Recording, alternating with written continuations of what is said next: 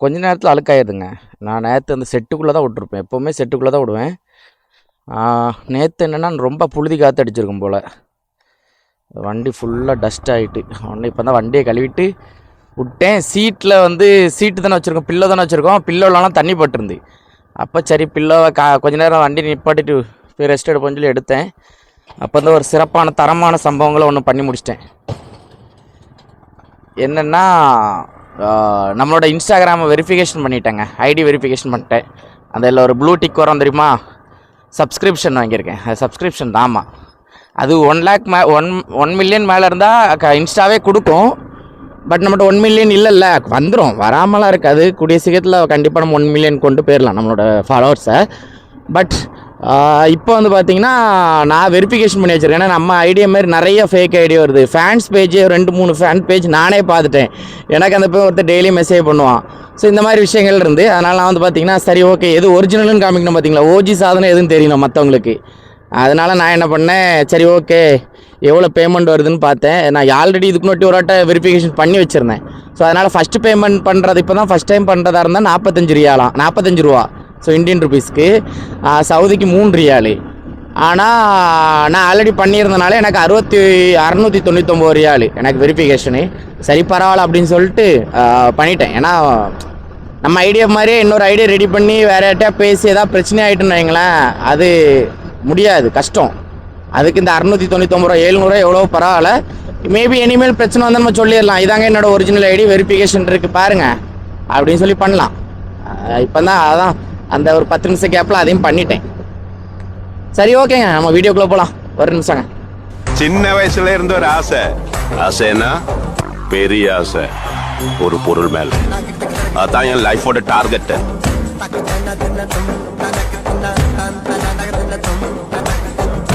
Hello guys, welcome back to our channel. நான் உங்கள் rider Surya. Saudi Arabia ரியாத்தில் நம்ம வந்து பார்த்திங்கன்னா ஃபுட் டெலிவரிக்கு ஜாப் பண்ணிகிட்ருக்கோம். ஸோ இங்கே அந்த வேலை தான் பார்த்துக்கிட்ருக்கோம், டெலிவரி பண்ணுறது. நம்ம ஊரில் ஜொமேட்டோ, ஸ்விக்கி, ஸோ இந்த மாதிரி இருக்குது பார்த்தீங்களா. அதேமாதிரி இங்கே வந்து ஹேங்கர், ஜாய்ஸ், நூன் அந்த மாதிரி நிறையா இருக்குது. ஸோ அதில் ஒரு நல்ல கம்பெனியில் நல்ல சம்பளத்தோட நல்லா இப்போ வரைக்கும் நல்லா இருக்கேன், உங்களோட லவ் அண்ட் சப்போர்ட்டோட. ஸோ நம்ம டெய்லியுமே என்ன பண்ணுவோம்னா வேலைக்கு போகிறத வந்து வீடியோஸ் எடுத்து அப்லோட் பண்ணுவோம். ஸோ அது மட்டும் இல்லாமல் நம்ம சேனலில் ஏதாவது ஜாப் வேகன்சியை பற்றி இருக்கும், ஏதாவது இங்கே Saudi, Dubai, so Oman, Qatar இந்த மாதிரி கண்ட்ரிலலாம் பார்த்தீங்கன்னா வேகன்சி எதாவது இருந்துச்சுன்னா நம்ம சேனலில் நம்ம சொல்லுவோம். ஸோ நேற்று கூட வந்து பார்த்திங்கன்னா நம்ம ஒரு ஜாப்பை பற்றி பேசியிருப்போம், ஸோ ஒரு டெலிவரி ஜாப்பை பற்றி பேசியிருக்கோம். ஸோ இந்த மாதிரி ஜாப் ரிலேட்டடான வீடியோஸும் இருக்கும், சவுதியோட ரூல்ஸ் அண்ட் ரெகுலேஷன், அதுக்கப்புறம் பார்த்திங்கன்னா ஃபன்னு, காமெடி, ஸோ இந்த மாதிரி நிறைய விஷயங்கள் இருக்கும். சேனல் பிடிக்கணும்னு தொடர்ந்து பார்க்கணும்னு நினச்சிங்கன்னா மறக்காமல் சப்ஸ்கிரைப் பண்ணிடுங்க. வீடியோ பிடிச்சிருந்தா மறக்காமல் லைக் பண்ணிடுங்க. வீடியோ ஃபுல்லாக பாருங்கள், அப்படின்னா தான் பிடிக்கும் கண்டிப்பாக. இப்போ நம்மளுக்கு ஒரு ஃபஸ்ட் ஆர்டர் வந்துருச்சுங்க, ஹெர்ஃபி. இதுதான் இருக்குதுலே நான் பார்த்ததுலேயே ஒரு மோசமான ஒரு ஹெர்ஃபி கடைனா அது இதாங்க. எல்லா ஹெர்ஃபி கடையும் பக்காவாக இருக்கும், கிளாஸு அந்த மாதிரி. ஆனால் இந்த கடை மட்டும் என்னென்னா எல்லாத்தையும் கிரில் போட்டு அடைச்சி வச்சுருப்பான்லே. ஐ மீன் உள்ளே உடச்சிட்டு வந்துடக்கூடாது, ஏன்னா இது கொஞ்சம் அவுட்டரில் இருக்குது, திருடன்ல எவனா வந்துடக்கூடாதுன்னு சொல்லிட்டு இந்த மாதிரி வச்சுருக்காங்களான்னு தெரில. ஆனால் எல்லா ஹெர்ஃபியும் சூப்பராக இருக்கும். பட் இந்த ஹெர்ஃபி பாருங்கள், உங்களுக்கே தெரியும், ஒரு சின்ன வித்தியாசம் இருக்கும். இது ஹெர்ஃபி மாதிரி இருக்காது, ஒரு மல்லிகை கடை மாதிரி இருக்கும். சரி வாங்க உள்ளே போவோம். டைம் இருக்குது, 10 நிமிஷம் ஆகும்னு போட்டிருக்கான். ஆனால் சில பேர் ரெடி பண்ணி வச்சுருப்பான், அதான் விஷயம். இல்லை க்ளீன் பண்ணி வைங்கடா, சாப்பிட்டான்லாம்.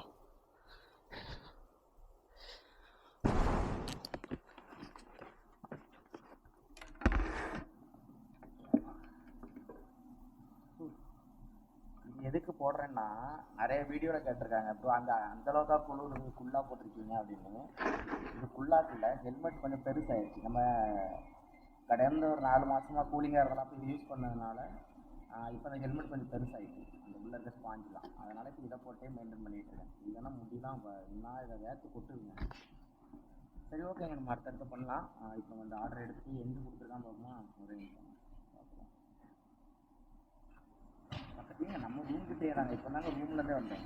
ஸோ இதான் நம்ம ரூம் இருக்க இடம், ரூம் பக்கத்துலேயே கொடுத்துருக்கோம். அதை முடிச்சுட்டு சாப்பிட்டு போயிடலாம். ஆமாங்க, அதை முடிச்சுட்டு நம்ம வந்து கேரளா ஹோட்டலில் சாப்பிட்டு போயிடலாம்.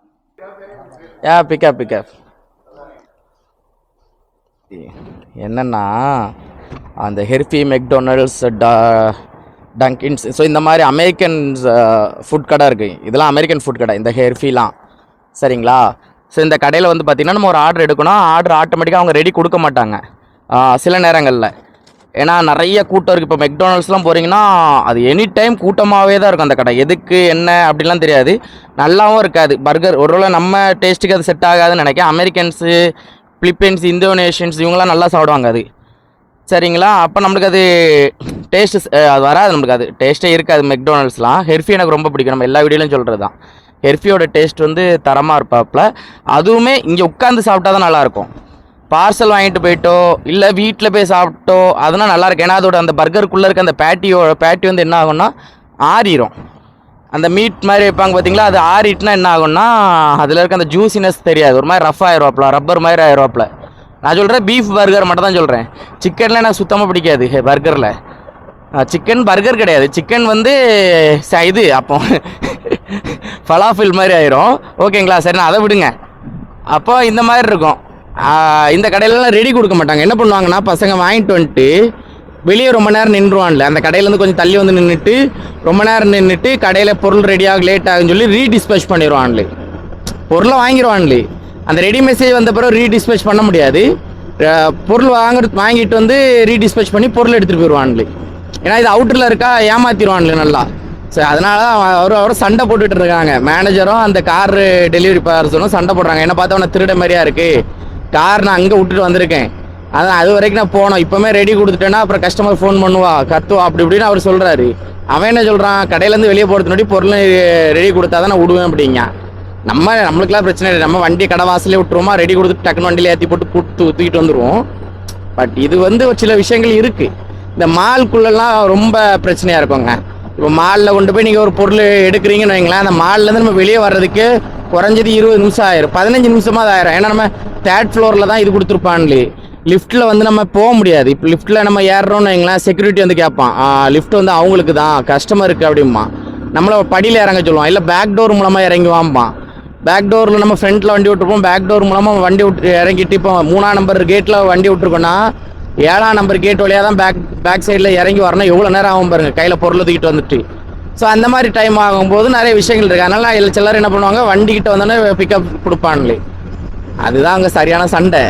நான் போனேன், பொருள் ஆகிட்டு ரெடி பிக்கப் கொடுத்துட்டு வந்துட்டேன், நம்மளுக்கு அது போதும்.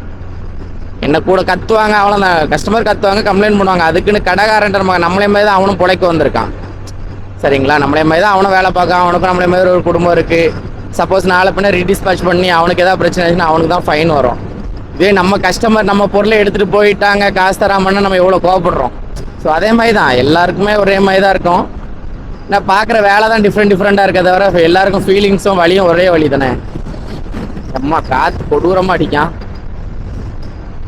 இவங்க ரோட்டில் என்னென்ன உருண்டு வருது பாருங்க, வாட்டர் கேன் உருண்டு வருது. ஐயோ, இதுலலாம் பைக் ஏறிச்சுன்னா என்ன ஆகும்? அடிக்கிற வெயில்ல என்ன வேலை பார்க்குறாங்க பாருங்க. எல்லாம் குடும்பத்துக்காக தான். ஏய் அண்ணே போனேன்.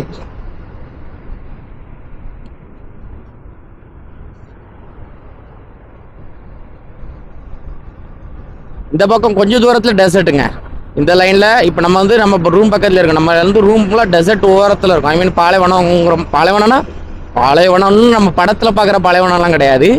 அதுக்கப்புறம் ஊர் இருக்கும், அதுக்கப்புறம் பாலைவனம் இருக்கும், அதுக்கப்புறம் ஊர் இருக்கும், குட்டி குட்டியாக இருக்கும், அவ்வளோதான்.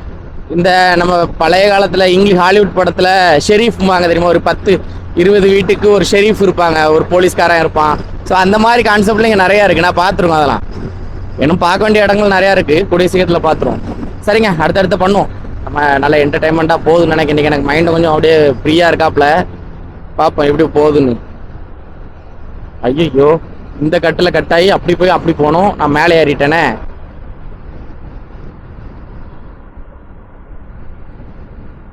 இப்போ இன்னொரு காமெடி என்னென்னா, ஆர்டரோட பேமெண்ட் எவ்வளோன்னா 56, சரிங்களா?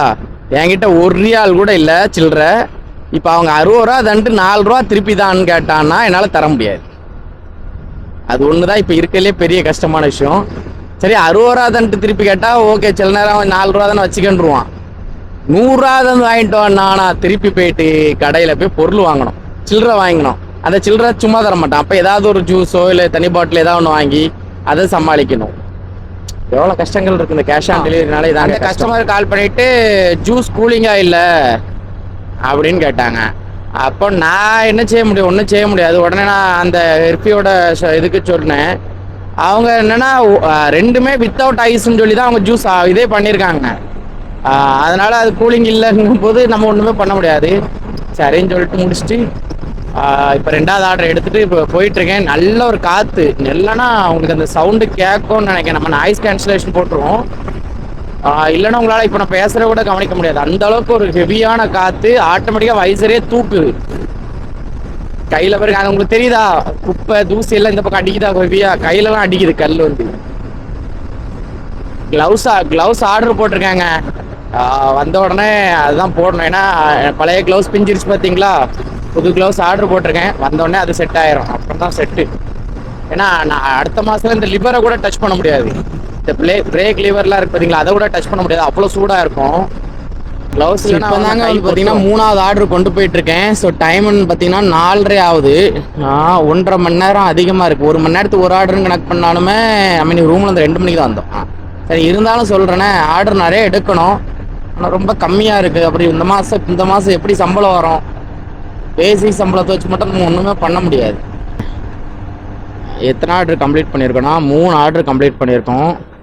ஒரு ஆர்டர் கூட இல்லை. எல்லாரும் அப்படி உட்காந்துருக்காங்க. ஹங்கரு, ஜாய்ஸ், நூனு எல்லாம் ஒரு கரையில் உட்காந்து தான் இருக்காங்களே தவிர யாருக்கும் ஆர்டர் வந்த மாதிரி இல்லை. பார்ப்போம் ஒரு 6 மணிக்கு பிறகு. ஏன்னா இன்றைக்கி சனிக்கிழமை தான். நேற்று ஃபுல்லாக பார்ட்டி பண்ணியிருப்பாங்க, வெள்ளிக்கிழமெல்லாம் நேற்று. அப்போ இன்றைக்கி ஒரு 5 மணி 6 மணி வரைக்கும் அப்படியே படுத்து கிடப்பாப்புல எல்லாரும்.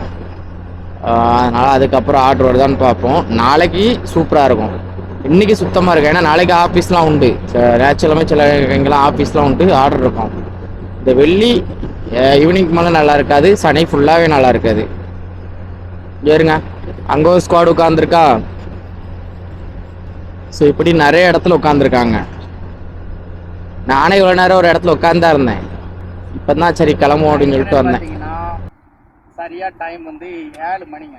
7:05 ஆகுது. எத்தனை ஆர்டர் முடிச்சிருக்கோன்னா 5 ஆர்டர் முடிச்சிருக்கோம். எதுக்கு என்ன எதுவுமே தெரில. ஒரு ஆர்டர் ரிஜெக்ட் பண்ணேன். மொத்தத்தில் 5 ஆர்டர் தான். அப்படி பார்த்தாலுமே அந்த ரிஜெக்ட் பண்ணலனாலுமே எனக்கு இன்றைக்கி என் ஐடிக்கு வந்து 6 ஆர்டர் தான் வந்திருக்கு. என்ன பண்ண போகிறேன்னு தெரில இந்த மாதம். பார்க்கலாம். ஆனால் இன்னும் 15 நாள் இருக்குன்னு நினைக்கல. இல்லை 17, இன்னும் 14 நாள் இருக்குது. இந்த 14 நாளில் டெய்லி 20ன்னு எடுத்தால் கூட என்னால் டார்கெட் இந்த மாதம் கம்ப்ளீட் பண்ண முடியுமான்னு எனக்கு தெரியல. ஆல்ரெடி கம்பெனி 2 நாள் லீவ் கொடுத்தாங்க. ஒரு நாள் 4 லீவ் எடுத்தேன். 3 நாள் ஆயிடுச்சு. அது போக எல்லா நாளுமே 10, 12, 13, 10, 12, 13 இந்த மாதிரி தான் ஓடிட்டுருக்கு. இன்றைக்கி 5 தான். இன்றைக்கி 10 கிராஸ் பண்ணணுன்னே எனக்கு ஒரு டவுட்டு தான். வாங்க பார்க்கலாம். ஸோ ஆல்ரெடி டைம் ஆயிடுச்சு. பட் இருந்தாலும் ஒரு கட்டரும்பு போது பாருங்க, புதுசா. அந்த கலர் தாங்க டிஃப்ரெண்ட். கலர் தான் கெத்து. ஆனா என்ன, மொபைல் ஹோல்டர் வச்சிருக்கான் ஹெல்மெட்ல. இவ்வளவு பெரிய பைக் வச்சிருக்கான், ஹெல்மெட்ல ஒரு கேமரா வாங்கி வைக்கிறத விட்டுக்கிட்டு. வாவ், சவுண்ட கேளுங்க, அந்த சவுண்டு. ஆனா நார்மலா போறான்.